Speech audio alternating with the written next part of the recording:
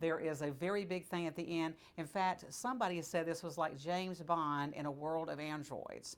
So we feel like it has a lot to offer people, and everybody says it reads just like a movie.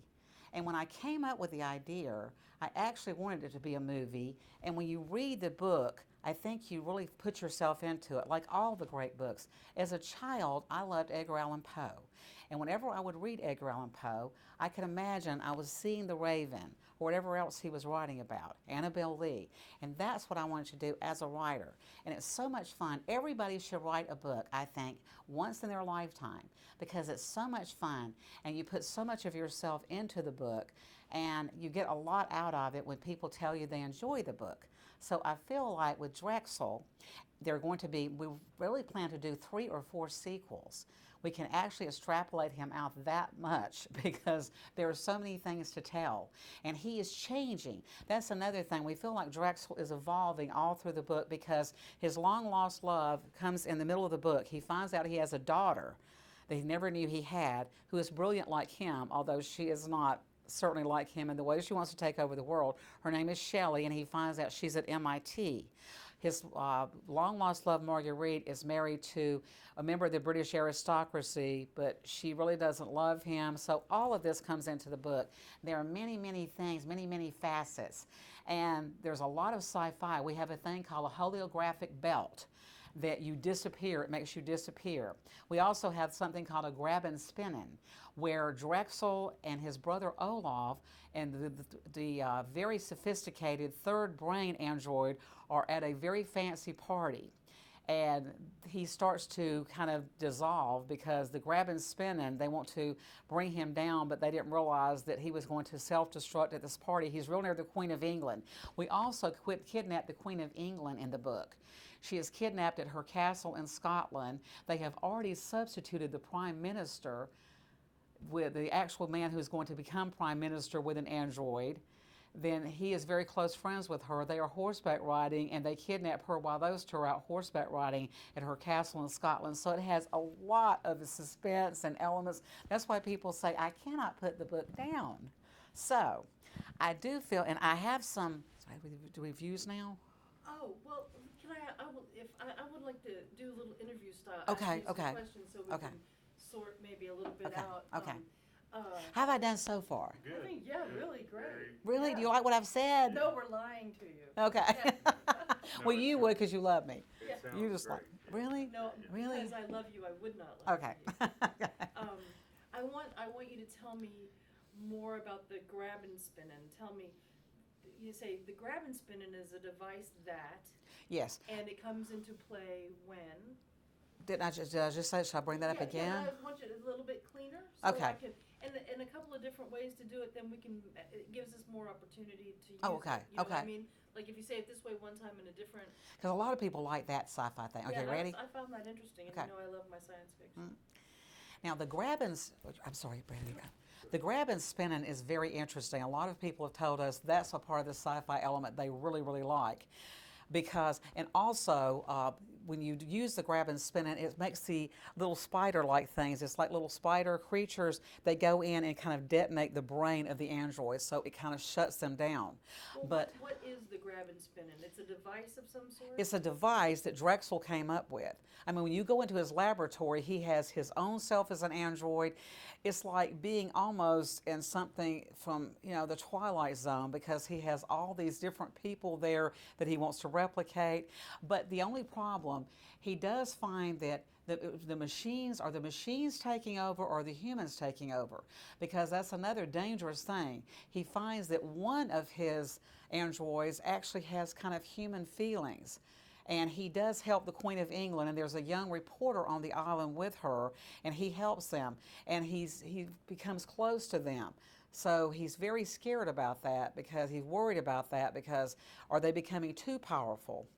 And also, there's a very interesting element to this. When Elliot is on the island, the vice president, how he gets off the island is very interesting. And there's an element of the androids that I think is very interesting. We don't want to give the whole thing away. No, there's a lot more than this. But this is about the blinking. Can I tell you that? Yeah, yeah. Okay. Ready? Olaf comes, and actually the reason he helps Elliot, Olaf and Elliot are kind of brothers in arm. They have the same ring from flying. They were in the military, so he kind of feels like, well, I should help him, but he doesn't want Drexel to know. But the reason he tells them also, he said the android. He said, have you not figured out how to tell which? He said, I can't tell which is an android and which is a regular soldier here, because he has a whole group of soldiers that he hires, mercenaries on the island. He said androids only blink very, very rare. They're not like real people. And also water will shut them down. So if you can spray them with water. So there are very many elements like that. There's a whole lot of sci-fi. There's a lot more than that. I'm going to ask you some questions, and I'd like you to incorporate my questions into your answers. So, Okay. for instance, if I say, what is the grab and spin? And you say, the grab and spinning is a device that does this. Detonates them. Okay. What is the grab and spinning? The grab and spinning is a wonderful device that Drexel developed that actually, because sometimes he wants to just absolutely make the androids sit in a corner. They're activated until you use the grab and spin it. That takes them and just shuts them down. It's like taking the batteries out of a toy. That's what the grab and spinning is. But they made a big mistake at the party because it kind of backfired on them, and he was actually detonating in front of the queen. So that was not good. But anyway, and that's the problem Drexel comes up with all of this power and with all of this brilliance, just genius that he has. You run into other things too when you're trying to do these kind of things. So he has a lot of problems also with, these things he's developed. So that comes all through the book also. They have to actually get on a private plane with one of the androids. A commercial flight with one of the androids. That presents a problem. But there are so many things. When Count Drexel, does Count Drexel become concerned that the androids are becoming too human and too feeling? Yes, he does. Yes, Count Drexel. Yeah, Count Drexel becomes very, very concerned during the course of the book because he has made these androids so powerful, and he's developed a third brain, which is a very, very powerful brain in one android. The androids he develops, most of them are just, you can actually replicate them. They can get and talk. They look exactly like the same person. It's just like they look exactly like the vice president, or the senator, or the queen of England. But then he starts developing it so it can do more and more. But then he becomes a little frightened of his own creations. Like, can I stop this? So that's another element of the story that's very, very interesting. Does Count Drexel fear losing control of the androids? He does feel that way, especially with the android with the third.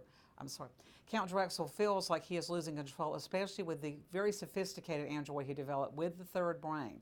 The third brain is a very, very sophisticated android.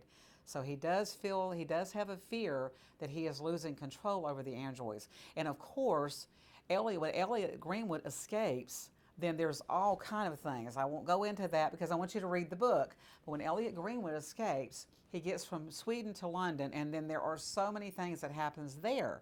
But when Elliot Greenwood so he's trying, of course, to find Elliot Greenwood, and he has networks all over the world.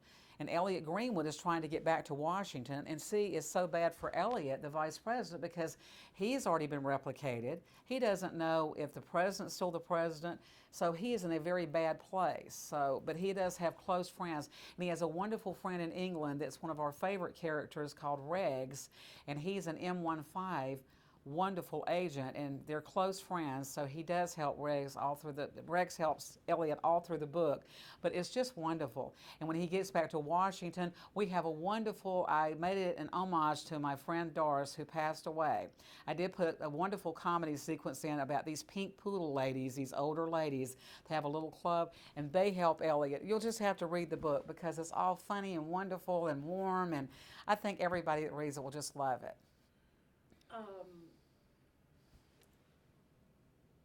So, Elliot Greenwood is aware he's being replicated.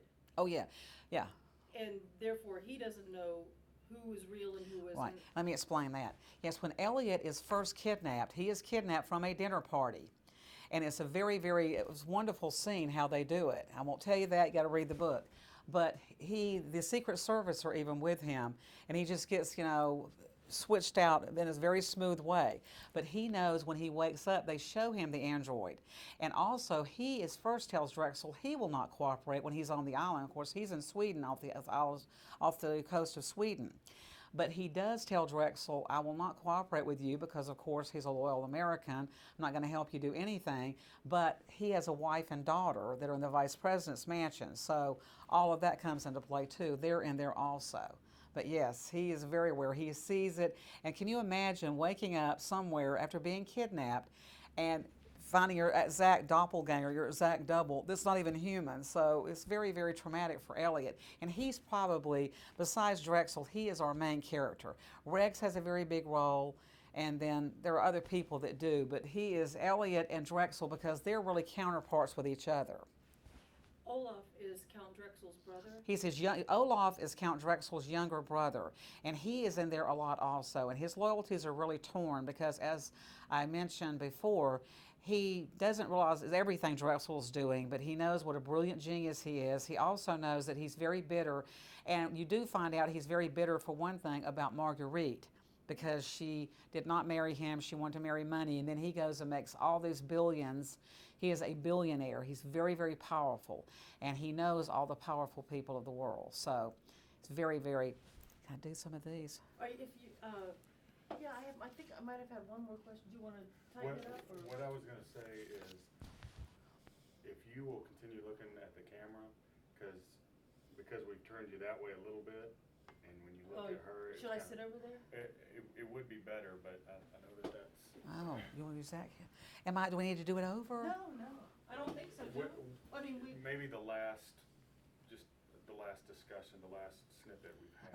About Olaf? Yeah. Okay, I'm sorry. No, you're fine. No, you tell me everything, No, Brandon. I should have thought of